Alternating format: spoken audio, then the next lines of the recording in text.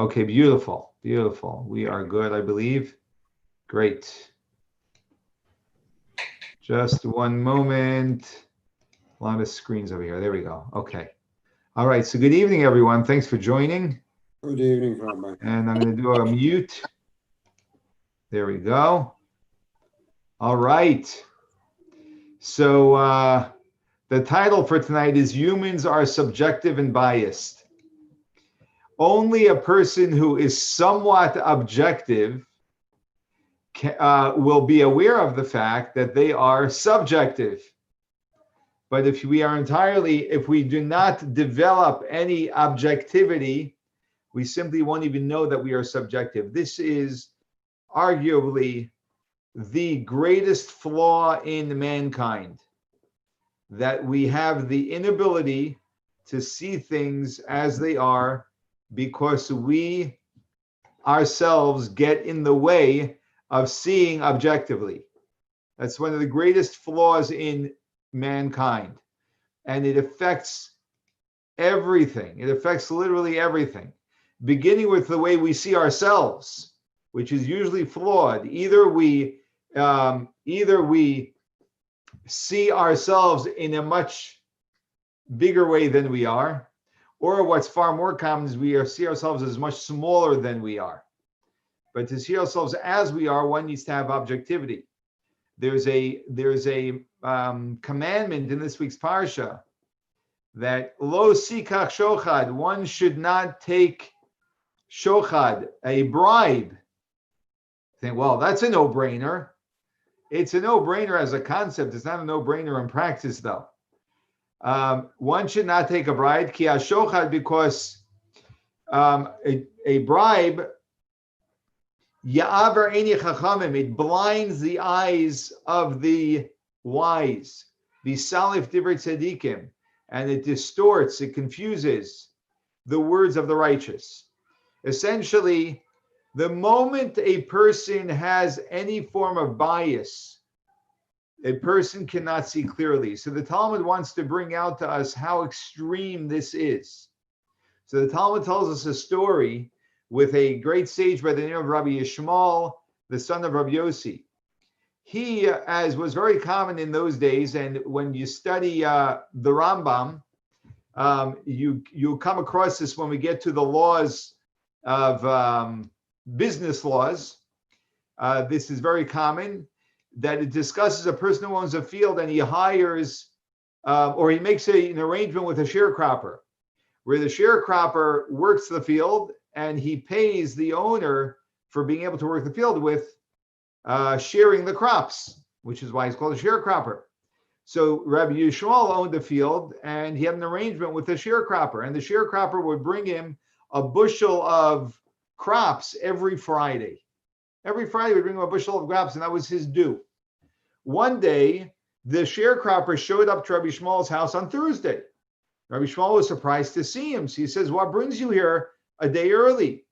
So he said, well, I have a court case that I have to see you for as well. So I figured if I'm coming to see you for the court case, I may as well bring you the week's crops a day early, because I'm in town anyway. And Rabbi Yishmael said, I will not take the bushel until tomorrow, and I also can no longer judge your case. That's what he told him. Now, so other rabbis had to be called in to judge the case. Rabbi Yishmael was hanging around and he listened to the case. And as he was listening to the case, he was thinking, and he noticed something very interesting. That as he was thinking through the case, his mind kept on going to an argument and a new argument as to why the sharecropper is right in the case. And he realized how strong bribery is. That just by the fact that the sharecropper brought him what is due to him, but he brought it to him a day earlier. And even though he didn't take it, he said, I won't take it till tomorrow. But by the very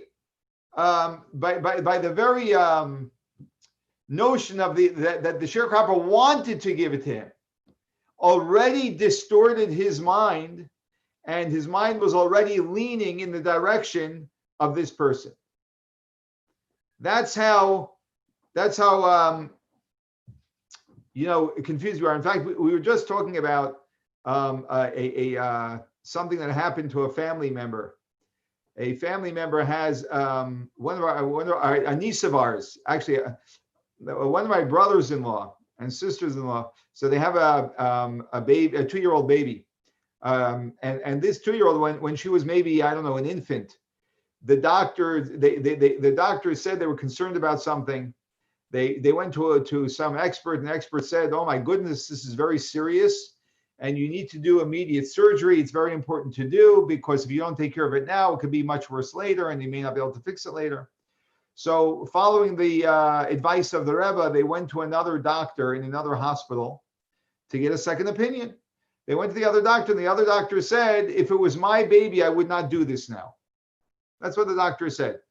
So they went back to their first doctor, and the first doctor said, "Do it, do it, do it," and they almost did it, because your parents, you don't know, you're not doctors, you listen, and it's a baby, and you're all concerned. It's very difficult to make a decision like that. We have in the family a young man, not so young, a middle-aged doctor who's he is neurologist, surgeon. Is that right? Neurologist, whatever. So a neurosurgeon, if that's what it's called.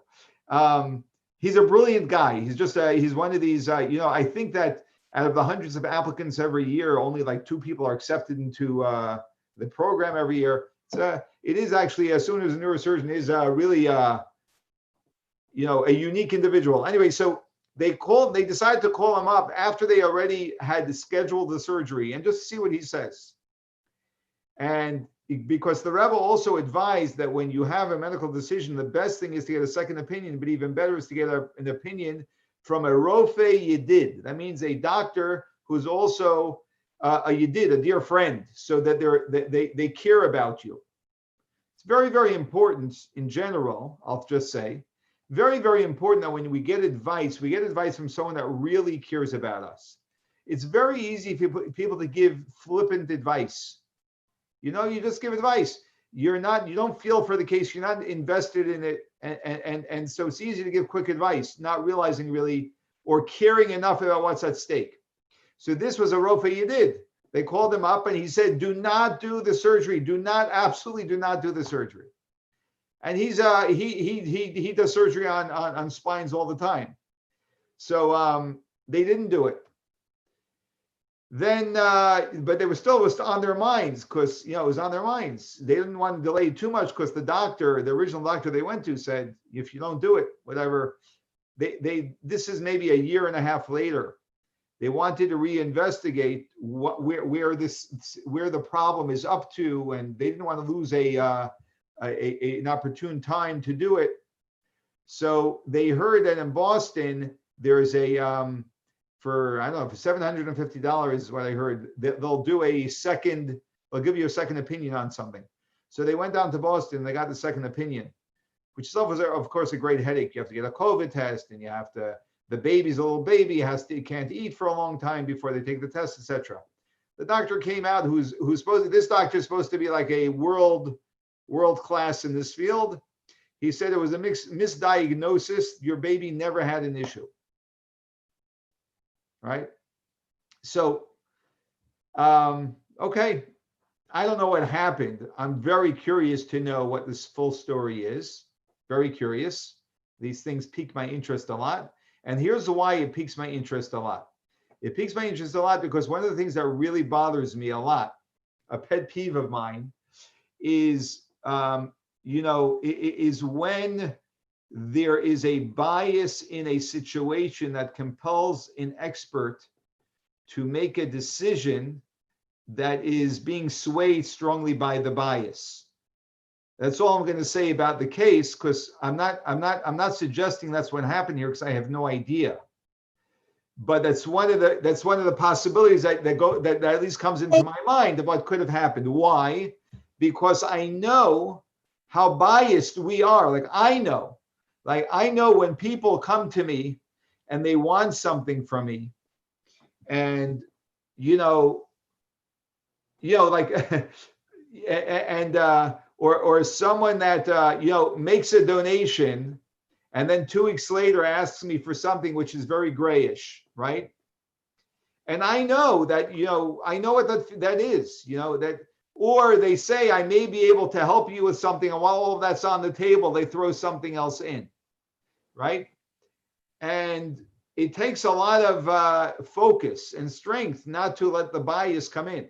Bias both ways, by the way. One bias is to do what you want for the person because you want something from them, which of course would be a human for it's corruption, although we can understand why a person would do that, but it doesn't make it right at all. It's completely wrong. But another way sometimes is someone wants to be so honest that they just give the person a no because they feel like they're being manipulated, when sometimes it's not necessarily the case that they're being manipulated. They just, two things came up at one time, and you have to sort of hold on to objectivity as much as you can in that case, and probably ask an independent opinion as to how to deal with it so that you maintain clarity. But this is what the Torah tells us, and that's why the Torah calls the word shochad, because shochad can be broken into 2 words, shehu chad, that it is one.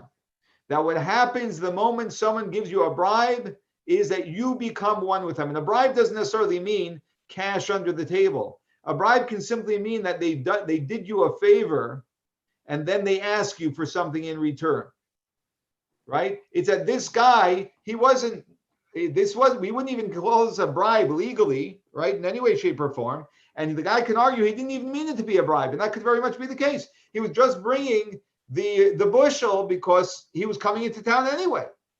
But Rabbi Shmuel knew, I'm getting my bushel early. I'm getting a benefit from this man. If I'm getting a benefit from this man, I am now one with him. There's no way for me to be totally separated from him. Whereas the great Dubna Magid, the Dubna Magid was a great Magid who had a story of, who used to have great parables that he used to use in the speeches he would give to teach messages. When I was a kid, my father, we had in our home a book called the Dubna Magid's Meshalim, the Dubna Magid's Parables. It's a great book with great stories, and they're all parables, fantastic parables. So he was once asked, how do you find a parable for everything? He says, oh, I have a parable to explain that. So there's it was, let's see, today is Chavbei. So on Monday was the yahrzeit of the Rebbe's father, Reb Levi Yitzchak Schneerson, otherwise known amongst Hasidim as Reb Leivik. Reb Levi Yitzchak Schneerson, he was the Rebbe's father, was a very unique individual. He was like the son he bore, a genius of a person. He was a great Kabbalist, a great Chassid, a warrior who did not step down from any fear. He feared nothing. They actually used to call the Rebbe, the authorities, whoever they were, the KGB, used to call the Rebbe to question the Rebbe about his father. Someone once threatened the Rebbe when the Rebbe was in America, as the Rebbe, someone once threatened the Rebbe about something. I have no idea what it was. But the Rebbe left. The Rebbe, I mean, nothing really, at least that anyone has experienced, rattled the Rebbe. The Rebbe was not, you couldn't intimidate the Rebbe. He just, firstly, he lived in a world, he was raised in a world that, as I'll tell you, as Rosie's grandfather once said, he said this to me, but he's repeated this many times. When he was a young man, maybe 20 years old, they were running from a town called Nevel to a city called Tashkent during World War II. He said, we were running through the fields and there were Nazi planes flying over the fields and shooting at us. He said, I was able to see the pilot's face from the ground. That's how low the planes were. He said, after seeing that, believe me, this doesn't scare me. Whatever it was. That was in, so when you experience certain things in life, certain things don't scare you. You know, smaller stuff doesn't scare you anymore. So the Rebbe once said he thinks he's going to scare me. If they didn't scare me, if the KGB didn't scare me, this is not going to scare me. You know, so his father was the one who they were after, and although they were after him, they knew where he was. His father did not spend a lot of time in hiding. He was very open, and he was clearly, blatantly, openly defiant of the communists. Until after 30 years, they finally arrested him and tortured him, and really basically destroyed him physically, and then put him into exile. And he didn't, unfortunately, he couldn't live too long after the torture he went through. But right before he was taken in 1939, he was a rabbi for about 30 years. So I guess it was from 19, does that make sense? 1909, I guess it was, till about 1939. He was the chief rabbi of the prominent city of Yekaterinoslav, or as we know it today, Dnipropetrovsk. Some of us on the call probably are more familiar than I am. He was the chief rabbi, and he was admired by everyone. He was admired by everyone, even people who were against him. The reason why he was admired was because he was a man who had uncompromising values. So right when he was arrested, as they were taking him to,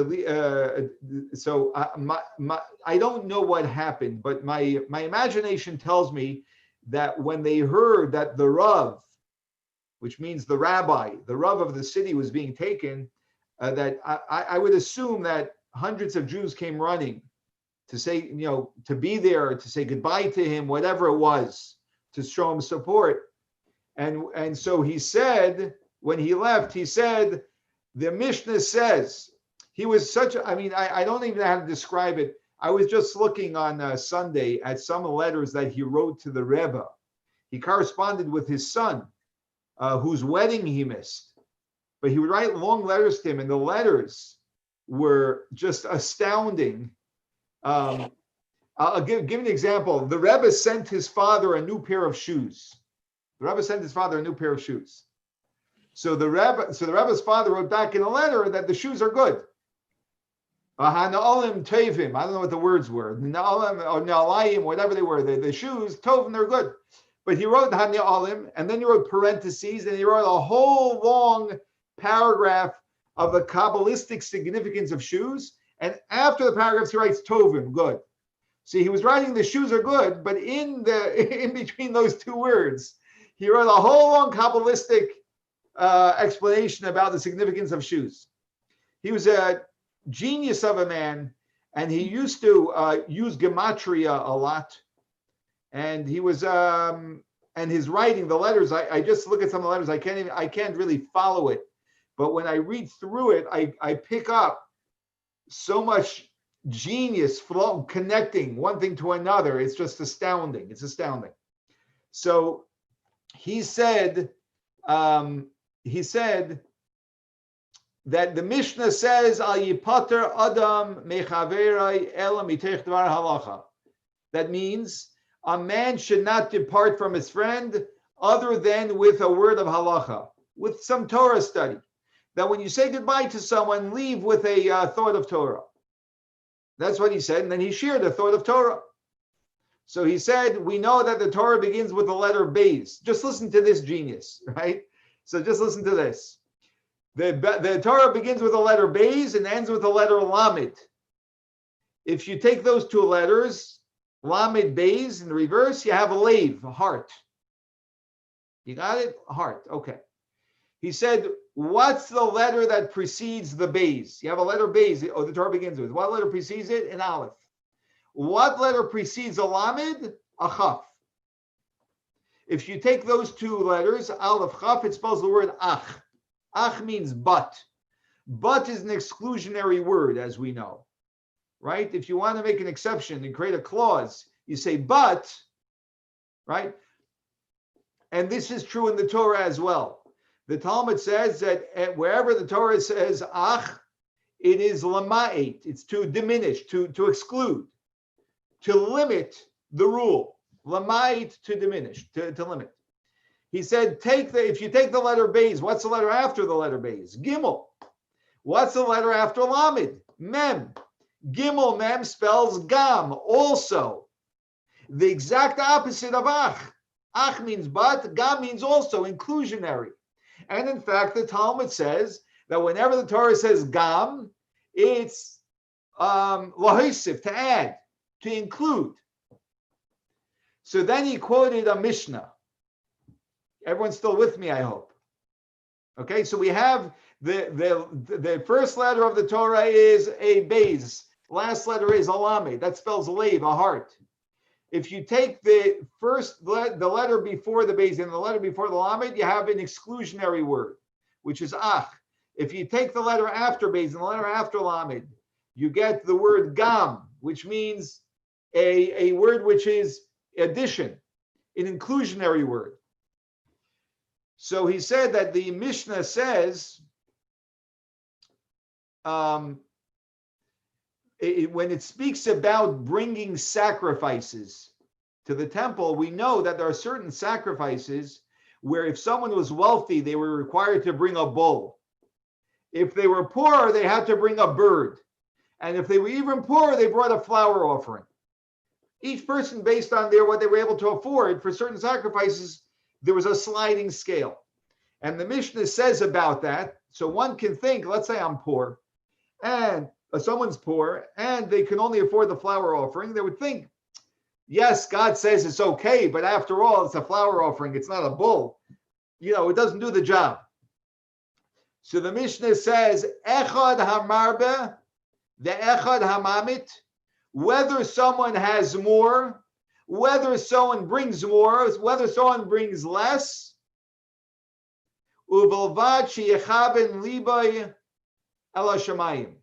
as long as the person, their heart is aligned with heaven, is aligned with God, meaning that it makes no difference whether the person brought a bigger sacrifice or a smaller sacrifice. That's not what matters. What matters is whether the person's heart is in the right place. The person's heart is, I want to bring an offering to God. So he said, whether someone knows more Torah, right, which is Gam, whether someone knows less Torah, which is Ach, that's not what matters. To the right and left of these two letters is not what matters. What matters is Lev. What matters is whether your heart is in the right place. And what is the right place? It's focused on heaven. This is a very, very profound insight. And it's profound in relation to what we're talking about, because when a person is focused on being aligned with God and the will of God, then a person doesn't get caught up in someone who has more or someone who has less. That I like this person because they have more, I don't like this person because they have less. We actually, our bias and our agendas go down significantly simply because we are aligned with God. We are not focused on ourselves. So the main point I would like to say, I would like to make, which I make quite often, I believe, is that we should, at the very least, pay very close attention to the way we respond to all different types of situations and ask ourselves how much bias we just brought into that. And if we cannot notice bias in our response to things, we are so biased that we don't even know it. Like when a parent is called into school by the principal because their kid misbehaved, right? And the parent says, or let me give you this example. Actually, and some of you may have even been there once when I heard my father say this. Someone once asked my father what he thinks about President Roosevelt. Now, it so happens, right, President Roosevelt during World War II, it so happens, Jews are not very fond of President Roosevelt. He didn't do very much for the Jews, to say the least. I'm being very kind here, right? My father said, You can say whatever you want about President Roosevelt, but I can't, because he saved my life. Because my father happens to be that he was saved by President Roosevelt. So my father can't say anything about him. Right? Now, that means my father has a bias, right? He's aware of the bias. So he says, you say it, but I can't say it. So he's aware he has bias. We have to be aware. Of course, that situation is a very different situation. But I'm just trying to bring out the point that, yes, sometimes we have a bias, but just be aware of the bias. Just be aware of the agenda. That itself is the beginning of defeating agenda and bias, or at least the beginning of diminishing our agenda and bias. And that is very liberating when we can see things with clarity and not with confusion. So with this, I'll conclude, everyone.